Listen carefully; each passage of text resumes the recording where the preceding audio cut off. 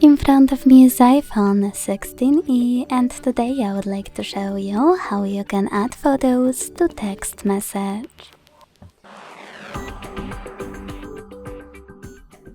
Begin by launching Messages app and selecting or creating a chat.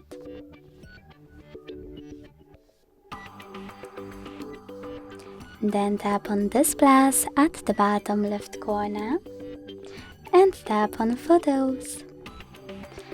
Finally, click on all of your photos you wish to attach. Thanks so much for watching. If you enjoyed this video, don't forget to leave a like, comment and subscribe. Bye!